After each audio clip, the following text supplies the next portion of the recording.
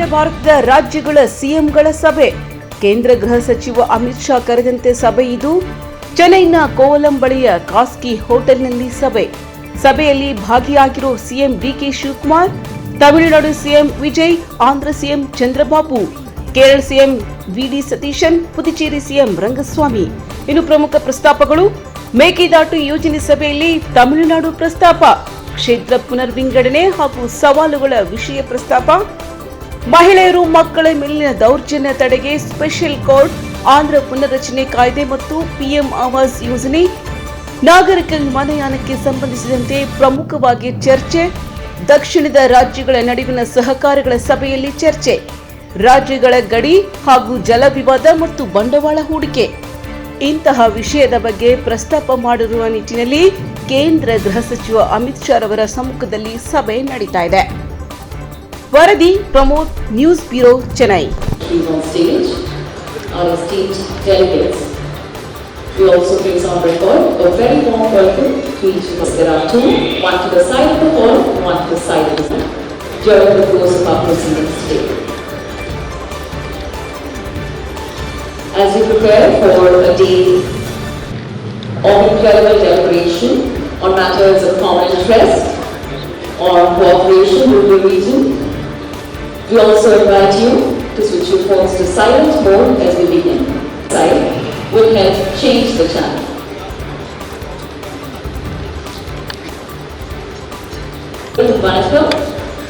A very warm welcome to each of our guests present here. The first meeting of the Southern Zonal Council being held here at Mahabalipuram, Tamil Nadu. Of cooperation and Chairman of the Southern Zonal Council, Mr. Amit Shah. We're deeply honored by your presence here today, sir. We also extend a very warm welcome to the honorable judges representing the participating states and union territories and each of our distinguished delegates present here today. The Southern Zonal Council provides an important institutional platform for the Union and the states of Southern India to deliberate on. Today marks a significant occasion for Tamil Nadu as the state holds the Southern Zonal Council meeting after 45 years. So it is indeed senior administrative representatives as we come together for important deliberation. As we begin, may we kindly share a few guidelines on how to minister of cooperation to Amit Shah.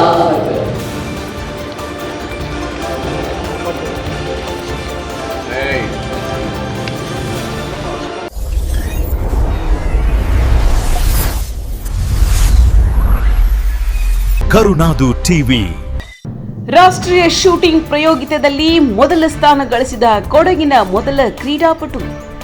ರಾಷ್ಟ್ರೀಯ ಶೂಟಿಂಗ್ನಲ್ಲಿ ಮೊದಲ ಸ್ಥಾನ ಗಳಿಸಿದ ಹೆಗ್ಗಳಿಕೆಯ ಪೊನ್ನೀರ ಉದಾಂತ್ರವರ ಸಾಧನೆಯನ್ನು ಗುರುತಿಸಿ ವಿರಾಜಪೇಟೆ ವಿಧಾನಸಭಾ ಕ್ಷೇತ್ರದ ಮಾನ್ಯ ಶಾಸಕರು ಹಾಗೂ ಮುಖ್ಯಮಂತ್ರಿಗಳ ರಾಜಕೀಯ ಕಾರ್ಯದರ್ಶಿಯರಾದ ಶ್ರೀ ಅಜ್ಜಿ ಕುಟೀರ್ ಎಸ್ ಪೊನ್ನಣ್ರವರು ಬಾಲಕನನ್ನು ಆತ್ಮೀಯವಾಗಿ ಸನ್ಮಾನಿಸಿದರು.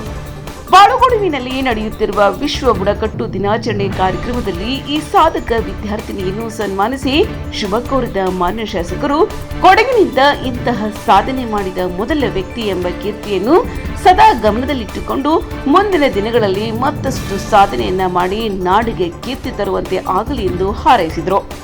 ವರದಿ ಅಬ್ದುಲ್ ರಜಾಕ್, ಕರುನಾಡು ಟಿವಿ, ಮಡಿಕೇರಿ.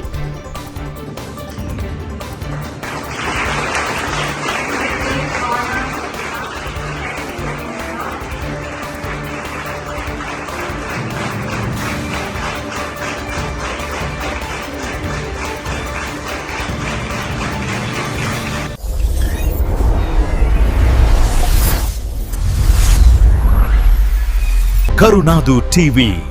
ಬೆಳಗಾವಿಯಲ್ಲಿ ಎಸ್ಸಿ/ಎಸ್ಟಿ ದೌರ್ಜನ್ಯ ತಡೆ ಕಾಯ್ದೆ ಕುರಿತು ಮೌಲ್ಯಮಾಪನ ಅಧ್ಯಯನ, ಸಂತ್ರಸ್ತರೊಂದಿಗೆ ಚರ್ಚೆ. ಹೌದು, ನೈಋತ್ಯ ಆರ್ಟ್ ಮೀಡಿಯಾ ಸಂಸ್ಥೆ ವತಿಯಿಂದ ಬೆಳಗಾವಿ ಜಿಲ್ಲೆಯಲ್ಲಿ ಪರಿಶಿಷ್ಟ ಜಾತಿ ಮತ್ತು ಪರಿಶಿಷ್ಟ ಪಂಗಡಗಳ ಕಾಯ್ದೆ ಅನುಷ್ಠಾನದ ಕುರಿತು ಹಮ್ಮಿಕೊಳ್ಳಲಾಗಿರುವ ಮೌಲ್ಯಮಾಪನದ ಅಧ್ಯಯನದ ಅಂಗವಾಗಿ ಬೆಳಗಾವಿ ಸಮಾಜ ಕಲ್ಯಾಣ ಇಲಾಖೆಯ ಜಂಟಿ ನಿರ್ದೇಶಕರಾದ ಶ್ರೀ ರಾಮನಗೌಡ ಕನ್ನೊಳ್ಳಿ ಅವರ ನೇತೃತ್ವದಲ್ಲಿ ಸಂತ್ರಸ್ತರೊಂದಿಗೆ ವಿಶೇಷ ಗುಂಪು ಚರ್ಚೆಯನ್ನು ಯಶಸ್ವಿಯಾಗಿ ನಡೆಸಲಾಯಿತು.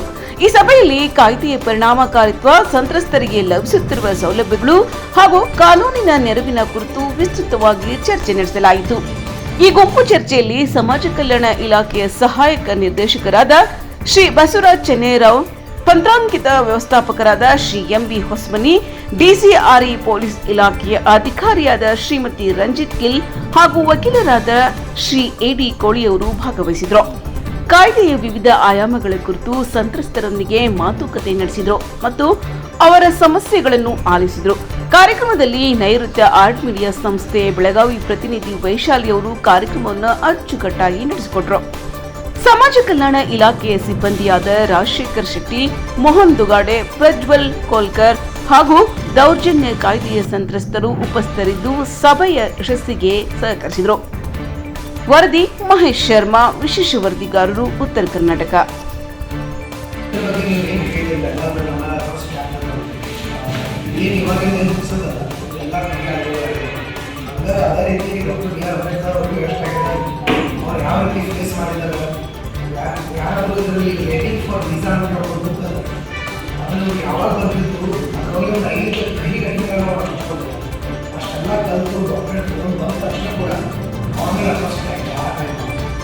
ಅದು ಈ ಆ್ಯಕ್ಟ್ ನೀವು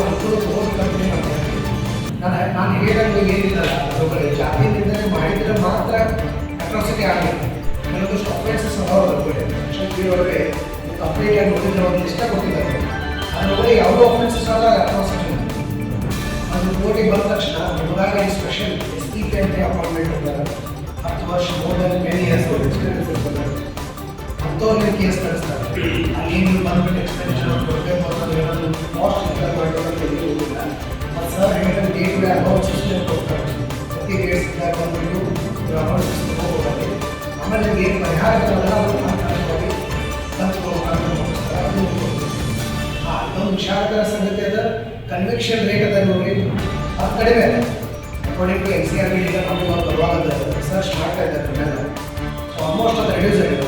39% ಇದ್ರಿ, ಈ 2022 ಅಂದರೆ 32% ಇದೆ. ನಾವು ಒಂದಲ್ಲ ಅದನ್ನು ನಾವು ಮಾಡಬೇಕಾಗ್ತದೆ.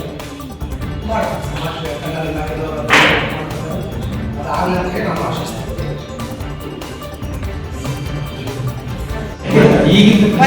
ಈಗಿನ ಮೊದಲೇನಿತ್ತು ಹಳಿದ್ರು ಅವಾಗ ನಮಗಿತ್ತು ಸರ್, ಪ್ರೆಷರ್ ಬರ್ತಿತ್ತು ಮಾಡ್ತಿರ್ತಿಲ್ಲ. ಈಗ ಯಾರು ಪ್ರೆಷರ್ ಕೆಳಗಿಲ್ಲ ಸರ್. ಈಗ ನಿಮ್ಮದು ಕೇಳ್ತೀವಿ, ಅವ್ರದ್ದು ಕೇಳ್ತೀವಿ, ಏನು ತಗೊಳ್ತೀವಿ. ಯಾಕಂದ್ರೆ ನಮ್ಮಲ್ಲಿ ಮೊದಲೇನೋ ಹೋಗ್ತಾರೆ ಆಫೀಸರ್ಸ್, ಮೊದಲು ಕೇಸ್ ತೊಗೊಳ್ರಿ, ಬಂದವ್ರಿಗೆ ಹೆಲ್ಪ್ ಮಾಡಿರಿ, ಮೊದಲು FIR ಕೊಡ್ತೀನಿ, FIR ತೊಗೊಳ್ರಿ, FIR ತೊಗೊಂಡು ನಿಮಗೆ ಕೆಲಸ. ನಂಗೆ ಏನಂತಾರೆ ಕೇಳ್ರಿ, ನಿಮ್ದು FIR ಮಾಡಿ ರಿಸಿಪ್ಟ್ ತಗೊಳಕ್ ಬರ್ರಿ ಅಂತೇಳಿ ಕರ್ಕೊಂಡ್ಬಂದು ಕೊಡಿ. PSI FIR ಮಾಡಿದ್ದು ನೀವು ಕೇಸ್ ಕೊಟ್ಟಿದ್ದು ರಿಸಿಪ್ಟ್ ತಗೊಂಡು ಹೋಗಕ್ ಬರ್ರಿ ಅಂತೇಳಿ ಫೋನ್ ಮಾಡ್ತಾನ. ಒಬ್ಬ ನನ್ನ ಮನೆಯಾಗಿನ DSP ಸ್ವತಃ ಮನೆಯಾಗ PSI ಕೇಳ್ತಾನ, ಹೋಗಕ್ ಹೋಗಕ್ ಕೇಳ್ತಾನ ಏನ್ರಿ. ಹೋದ ನಂತರ ನೀವು ಅವ್ರನ್ನ ಅರ್ಜಿ ಕೊಟ್ಟಿದ್ರಿ, 11-12 ಕುಣಿಸ್ತಾರ್ರಿ. ನೀವು ಅವ್ರನ್ನ ಅರ್ಜಿ ಕೊಟ್ಟಿದ್ರಿ, ನಿಮ್ಮ ಅವ್ರ ಅರ್ಜಿ ಕೊಟ್ಟಿದ್ದಾರೆ, ಕುಂದ್ರಿ, ಅವ್ರು ಕುಣಿಸಿ ನೀವು ಕುಂದ್ರಿ ಅಂತ ಕುಣಿಸ್ಬಿಡ್ತಾರೆ. ಇದು ಆಗಿದೆ ಜ್ವಲಂತ ಘಟನೆ ನನಗೆ ಈಗ ಹಂಗಿಲ್ಲ ಸರ್. ಈಗ ನೀವು ಕೊಟ್ಟರಂತ ಹೋಗ್ಬೇಕು, ಅವ್ರು ಕೊಟ್ಟರಂತ ತಗೊಳ್ಬೇಕು, ಇಬ್ರು ತಗೊಳ್ಬೇಕು ಸರ್. 2018 ಅಮೆಂಡ್ಮೆಂಟ್ ಯಾರಿಗೆ ಗೊತ್ತದಲ್ಲೂ ಗೊತ್ತಿಲ್ಲ. ತಿದ್ದುಪಡಿ ಆದ ತಕ್ಷಣ ಈ ಕಾಯ್ದೆ ಒಳಗೆ 18A ಅಂತ ಅಮೆಂಡ್ಮೆಂಟ್ ಮಾಡ್ತಾರೆ. ಅದರೊಳಗಡೆ ಮೊದಲಿಗೆ DYSP ಅಪ್ರೂವಲ್ ತೊಗೋಬೇಕಂತ ಅರೆಸ್ಟ್ ಮಾಡ್ತಾರೆ ಅಥವಾ FIR ಮಾಡಬೇಕು. ಈಗ ಅಂಥದ್ದೇನೋ ಅಪ್ರೂವಲ್ ತೊಗೋಬೇಕಂತ ಎಲ್ಲರೂ ಇಟ್ಕೊಂಡಿರ್ತಾರೆ. ಸೊ ಅದನ್ನು ತಿಳುವಳಿಕೆ ಇರಬೇಕು ಅಷ್ಟೇ. ಆ ತಿಳುವಳಿಕೆ ಇದ್ದಾಗ ಅದು ಏನಾದರೂ ಒಂದು ಮಾಹಿತಿ ಕೊಡಬೇಕು. ಡ್ಯೂಟಿ ಆಫ್ ದ ಪೊಲೀಸ್ ಇನ್ನೊಂದು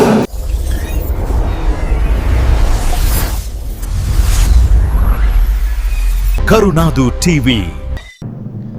ಸಂಪೂರ್ಣ ಸ್ವದೇಶಿ ನಿರ್ಮಿತ ಮೊದಲ AK-203 ರೈಫಲ್ ಪರೀಕ್ಷೆ ಯಶಸ್ವಿ. ಹೌದು, ರಕ್ಷಣಾ ಕ್ಷೇತ್ರದಲ್ಲಿ ಭಾರತವು ಸಂಪೂರ್ಣ ಸ್ವಾವಲಂಬನೆ ಸಾಧಿಸುವ ನಿಟ್ಟಿನಲ್ಲಿ ಮಹತ್ವದ ಹೆಜ್ಜೆ ಇಟ್ಟಿದೆ. 100% ಭಾರತೀಯ ಕಚ್ಚಾ ವಸ್ತು ಮತ್ತು ಸ್ವದೇಶಿ ಬಿಡಿ ಭಾಗಗಳಿಂದ ತಯಾರಿಸಿದ ಅತ್ಯಾಧುನಿಕ AK-203 ಅಸಲ್ಟ್ ರೈಫಲ್ನ ಮೊದಲ ಆವೃತ್ತಿಯ ಫೈರಿಂಗ್ ಪರೀಕ್ಷೆ ಯಶಸ್ವಿಯಾಗಿದೆ. ಉತ್ತರ ಪ್ರದೇಶದ ಅಮೇಠಿಯ ಕೋರ್ವಾ ಆರ್ಡಿನೆನ್ಸ್ ಕಾರ್ಖಾನೆಯಲ್ಲಿ Indo Russian rifles private limited ಸಂಸ್ಥೆಯ ಮೇಕ್ ಇನ್ ಇಂಡಿಯಾ ಯೋಜನೆಯಡಿ ಇದನ್ನು ಅಭಿವೃದ್ಧಿಪಡಿಸಿದೆ. ಈ ರೈಫಲ್ 7.62 by 39 ಮಿಲಿಮೀಟರ್ ಸಾಮರ್ಥ್ಯ ಹೊಂದಿದ್ದು ನಿಮಿಷಕ್ಕೆ 700 ಸುತ್ತು ಹಾರಿಸುವ ಮತ್ತು 800 ಮೀಟರ್ ವರೆಗಿನ ಗುರಿಯನ್ನು ನಿಖರವಾಗಿ ಹೊಡೆಯುವ ಸಾಮರ್ಥ್ಯ ಹೊಂದಿದೆ. ವರದಿ ಅಂಕುಶ್, ನ್ಯೂಸ್ ಬ್ಯೂರೋ, ನವದೆಹಲಿ.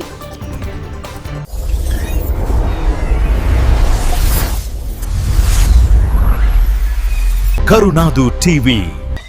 ಸಡನ್ ಬ್ರೇಕ್ ಹಾಕಿ ಇಬ್ಬರ ಪ್ರಾಣ ಉಳಿಸಿದ ಬಸ್ ಚಾಲಕ. ಕೇರಳದ ಕಾಸರಗೋಡಿನಲ್ಲಿ ಕಾಲೋನಿ ರಸ್ತೆಯಿಂದ ಏಕಾಏಕಿ ಮುಖ್ಯ ರಸ್ತೆಗೆ ಬಂದ ಬೈಕ್ ಸವಾರರು ಎದುರಿನಿಂದ ವೇಗವಾಗಿ ಬರುತ್ತಿದ್ದ ಬಸ್ಗೆ ಸಿಲುಕುವ ಹಂತದಲ್ಲಿದ್ದರು. ಆದರೆ ಚಾಲಕ ಸಮಯ ಪ್ರಜ್ಞೆಯಿಂದ ತಕ್ಷಣವೇ ಸಡನ್ ಬ್ರೇಕ್ ಹಾಕಿದ್ದರಿಂದ ಇಬ್ಬರು ಬೈಕ್ ಸವಾರರು ಪವಾಡ ಸದೃಶ್ಯವಾಗಿ ಪ್ರಾಣಾಪಾಯದಿಂದ ಪಾರಾಗಿದ್ದಾರೆ. ಬಸ್ ಚಾಲಕನ ಸಮಯ ಪ್ರಜ್ಞೆಗೆ ಸ್ಥಳೀಯರಿಂದ ಭಾರೀ ಮೆಚ್ಚುಗೆ ವ್ಯಕ್ತವಾಗಿದೆ. ವರದಿ ರಾಜಶೇಖರನ್, ನ್ಯೂಸ್ ಬ್ಯೂರೋ, ಕಾಸರಗೋಡು.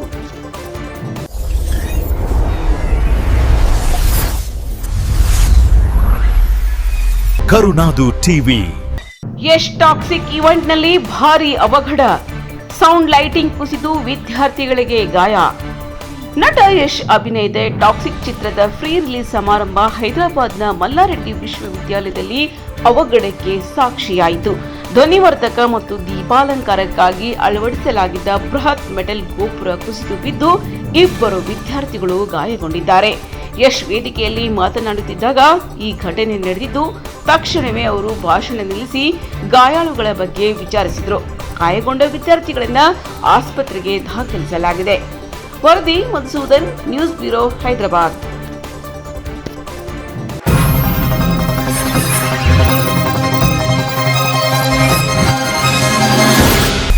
ಕರುನಾಡು ಟಿವಿ.